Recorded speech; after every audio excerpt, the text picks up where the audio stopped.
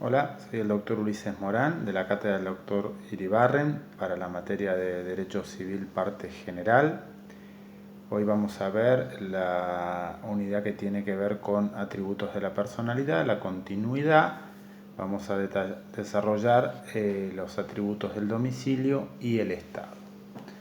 Como hemos visto con anterioridad, los atributos de la persona o de la personalidad son esas características que tenemos las personas en las cuales forman parte de nuestra esencia y no pueden ser dejadas de lado, ¿sí? Nosotros tenemos un nombre que nos identifica, una capacidad para poder obligarnos, un patrimonio para poder responder, un domicilio para que nos puedan ubicar y un estado para regular nuestras relaciones de familia. Esos eran los 5 atributos de la personalidad originales en el antiguo Código de Vélez. Hoy en día el patrimonio ha sido reemplazado por los derechos personalísimos, dando un marco más humanitario del nuevo Código Civil y Comercial, pero desde el punto de vista del derecho civil, del derecho privado, se sigue manteniendo la misma lógica.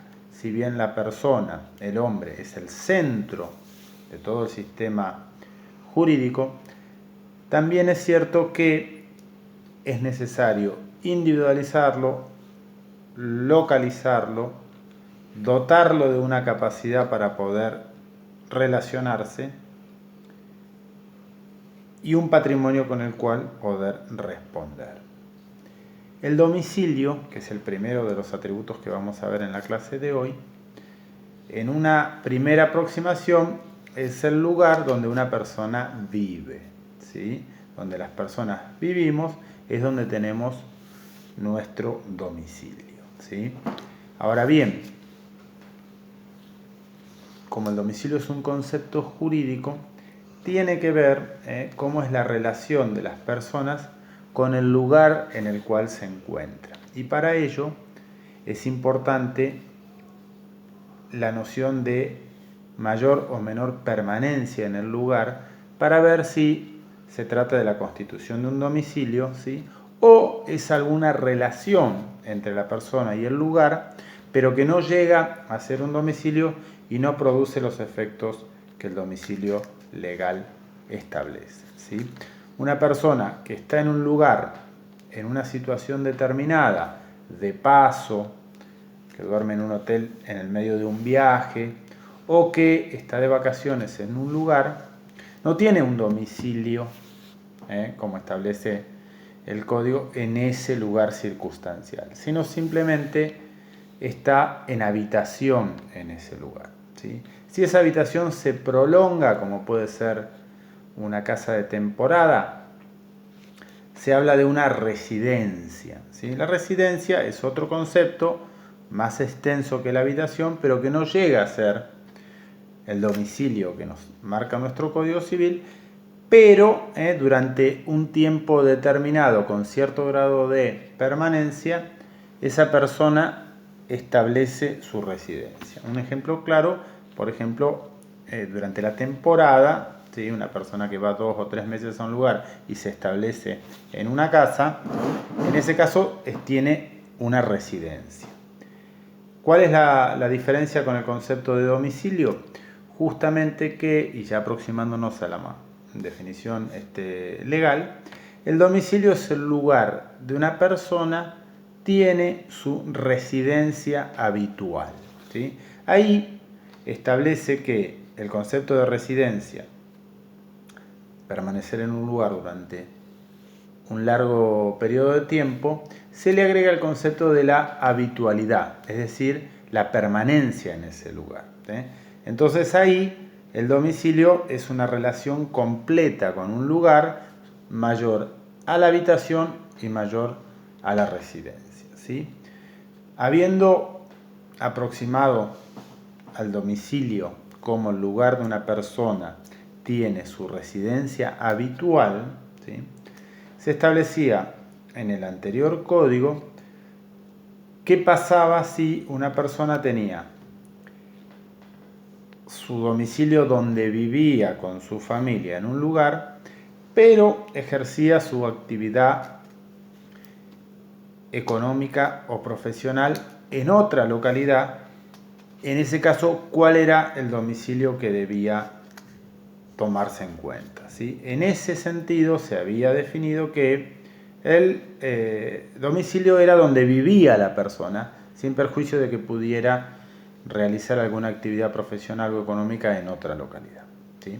El nuevo Código Civil y Comercial, como vamos a ver un poquito más adelante, ya zanjó esa diferencia. ¿Sí? Habiendo definido el concepto de domicilio, ahora vamos a pasar a las clasificaciones. ¿Sí? Hay una primera clasificación que establece los domicilios generales y los domicilios especiales. Esto, ¿cuál es la diferencia principal? Que el domicilio general es aquel que tienen todas las personas o un número indefinido de ellas. Y el domicilio especial son aquellos que expresamente se pautan para algunas relaciones determinadas. ¿Sí? Entonces, el concepto de domicilio general tiene a su vez una subclasificación que son el domicilio real y el domicilio legal, ¿sí? Que son los que estamos estudiando como atributo de la persona y que están bien sistematizados en el Código Civil y Comercial a partir del artículo 73. ¿Qué dice el artículo 73? Nos da la definición del domicilio real, diciendo: la persona humana tiene domicilio real en el lugar de su residencia habitual. Entonces, como veníamos viendo, el domicilio real de una persona es donde tiene su residencia habitual. Ahora bien, ¿qué pasaba con esta situación que podía tener un domicilio donde vivía y un domicilio en otra localidad donde ejercía alguna actividad económica o profesional? El mismo artículo establece en el segundo párrafo y da la solución, diciendo que si ejerce actividad profesional o económica, lo tiene en el lugar donde lo desempeña para el cumplimiento de las obligaciones emergentes de esa actividad. ¿Esto qué significa? Que si una persona ejerce una actividad económica o profesional en otra localidad distinta de donde vive, para todas las relaciones creadas por esa actividad económica o profesional, se va a considerar domicilio real donde ejerce. Para el resto de las relaciones va a ser el domicilio real donde vive con su familia. ¿Sí? Ahí ya deja marcada la diferencia entre el domicilio donde vive con la familia y el domicilio donde desarrolla alguna actividad económica o profesional. ¿Sí? Y este domicilio, el domicilio real, es el domicilio que nosotros estudiamos como atributo de la persona. ¿Sí? La otra clasificación de domicilio general, además del real, es el domicilio legal, ¿sí?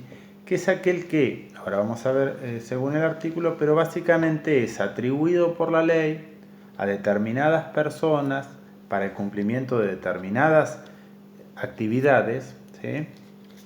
Y que la ley lo atribuye sin posibilidad de admitir una prueba en contrario, ¿sí? Y expresamente dice: el domicilio legal es el lugar donde la ley presume, sin admitir prueba en contra, que una persona reside de manera permanente para el ejercicio de sus derechos y el cumplimiento de sus obligaciones. Solo la ley puede establecerlo y detalla los distintos casos que tienen domicilio legal, ¿sí? Es muy importante entender que todas las personas tenemos un domicilio real, que es donde vivimos. Pero algunas personas, muchas, como vamos a ver a continuación, también tienen un domicilio legal en función de su trabajo o su actividad. Entonces, el inciso A dice: ¿quiénes tienen el domicilio legal? Los funcionarios públicos tienen su domicilio en el lugar en que debe cumplir sus funciones, siempre que no sean temporarias, periódicas o de simple comisión. ¿Esto qué quiere decir? Que el funcionario público, mientras está en ejercicio, ¿sí?, tiene el domicilio legal donde ejerce esa actividad, ¿sí? En el inciso B habla de los militares en servicio activo tienen su domicilio en el lugar donde lo están prestando. Los militares en activo, donde están asentados, tienen el domicilio legal que el propio código lo establece. En el inciso C habla de los transeúntes o las personas de ejercicio ambulante, como los que no tienen domicilio conocido, lo tienen en el lugar de su residencia habitual. Esto es a los fines de que ninguna persona puede estar considerada que no tiene domicilio, por lo tanto, aquellas personas de venta ambulante, viajeros, bueno, tienen el domicilio legal en el lugar en el que en ese momento se encuentra, ¿sí? Y en el inciso D, las personas incapaces lo tienen en el domicilio de sus representantes, ¿sí? Obviamente, una persona declarada, ¿sí?, incapaz, ¿sí?, automáticamente pasa a depender, ¿sí?, para el ejercicio de sus derechos, cumpliendo sus obligaciones, de su representante. Y por lo tanto, pasa a tener el domicilio legal en el de su representante. De esta manera hemos desarrollado el domicilio general en sus dos clasificaciones. Domicilio real, donde la persona vive, y el domicilio legal, que es aquel domicilio, muy importante la diferencia, que se le atribuye a determinadas personas por alguna cuestión puntual relacionada con su actividad. Significa que puede haber personas que tienen un domicilio real, pero no tienen un domicilio legal porque no están establecidas dentro de ninguno de estos supuestos. ¿Cuál es la importancia del domicilio? ¿Cuáles son los efectos fundamentales? El primero es que el domicilio determina la ley aplicable. Así, para las reglas de la capacidad, para las reglas de la sucesión, para las reglas del matrimonio, es importante el último domicilio porque es el que determina la normativa aplicable, ¿sí? Asimismo, para el ejercicio de los derechos políticos, como el voto, el trámite de determinadas acciones administrativas, ¿sí? En ese sentido, es importante el efecto del domicilio, ¿sí? Es único y es necesario. Es único porque las personas tienen un solo domicilio, que es donde son localizadas, y es necesario porque ninguna persona puede no tener domicilio y no se pierde por el no uso, ¿sí? Esta es la primera clasificación de domicilio real y legal como clases de domicilio general. Por otro lado, estábamos hablando de la otra clasificación de domicilio, que son los domicilios especiales. Son aquellos domicilios en los cuales no hay un marco general que abarca a la mayoría de las personas o a la totalidad de las personas, sino que son aquellos en los cuales una persona voluntariamente los elige para que sirva para determinados actos o relaciones jurídicas.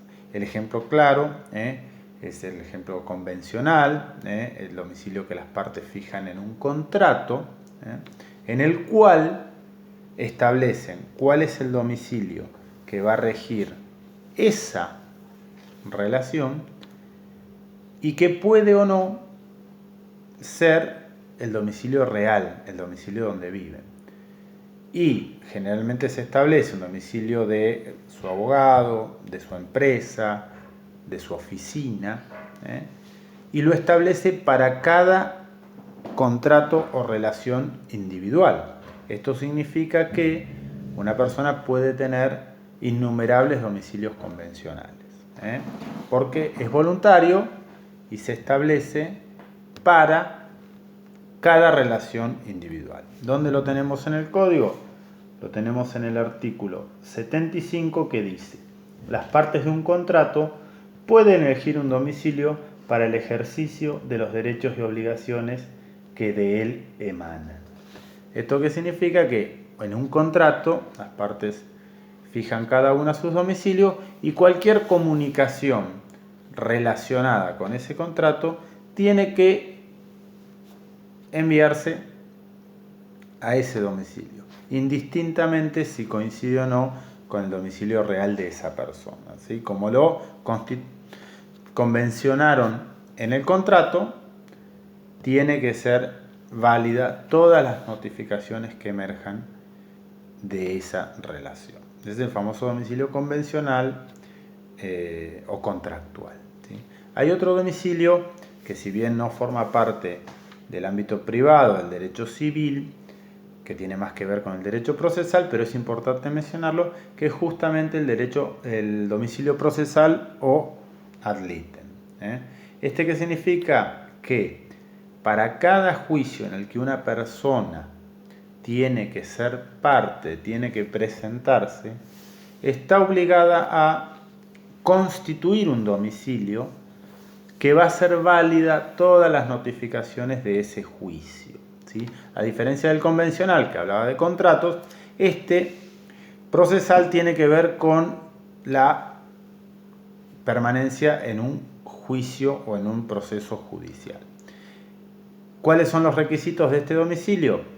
Tiene que ser en el radio del juzgado, porque así lo establece la ley procesal, y suele ser el domicilio del abogado que representa esa parte, ¿sí? Que es quien va a llevar adelante el ejercicio de ese proceso judicial, y es donde las partes fijan ese domicilio procesal para estar en ese juicio, que suele ser el del estudio jurídico que lo representa, ¿sí?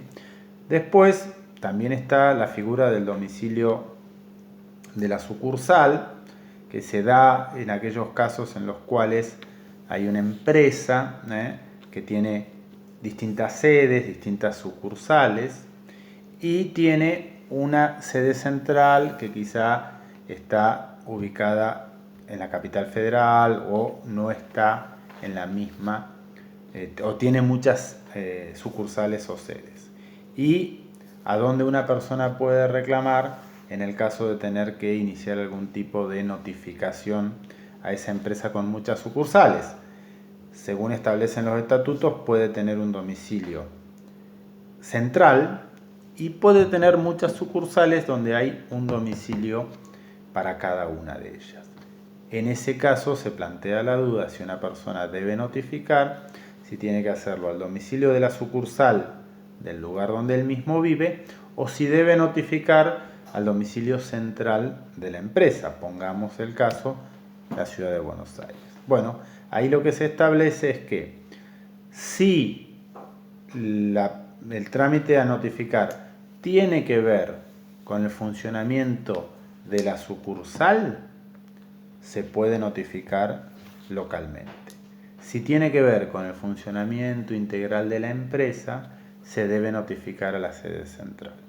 Es decir, pongamos los casos de las cadenas de supermercados que tienen sucursales en todo el país.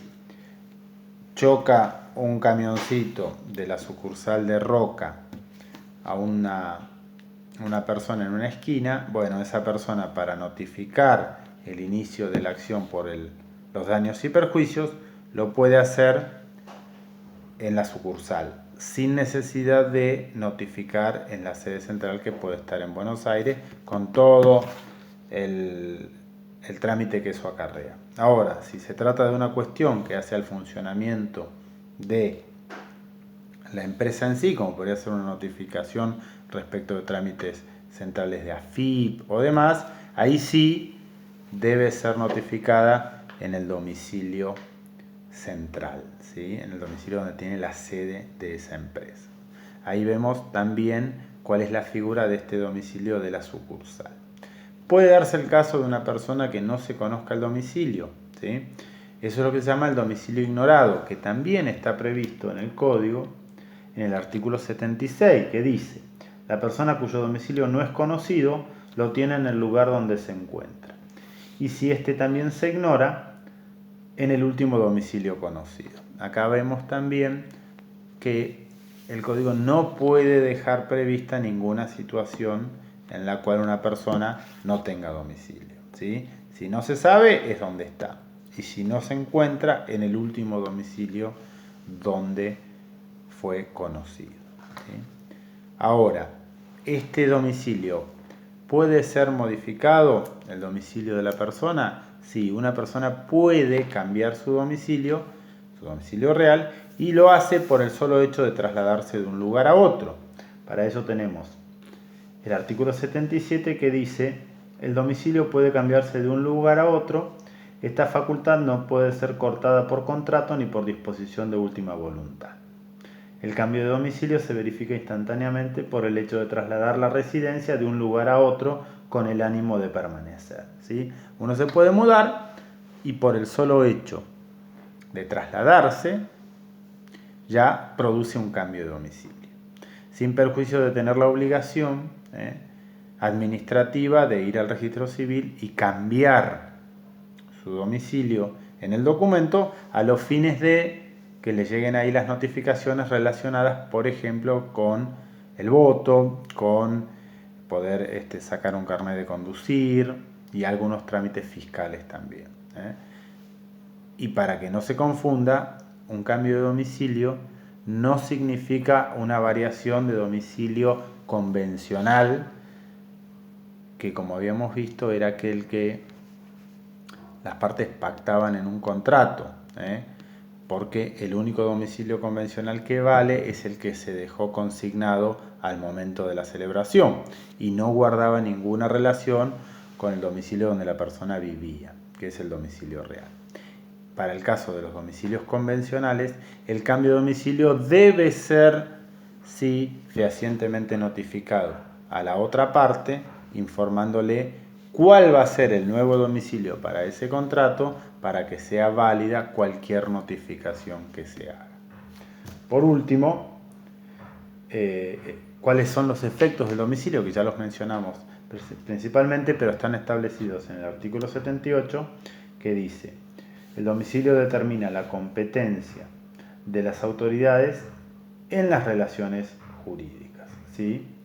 Y la elección de un domicilio produce la prórroga de la competencia. Esto quiere decir que si fijamos un domicilio en otra localidad, estamos prorrogando la competencia, y se podrá litigar en el domicilio donde se haya fijado, aunque sea distinto del domicilio real donde la persona vive, ¿sí? Habiendo desarrollado brevemente las clasificaciones de domicilio, vamos a cortar acá la primera parte de la clase para poder subirla después más fácil a YouTube, y en la segunda parte de la clase vamos a ver el otro atributo de la persona que vamos a ver hoy, que es el estado.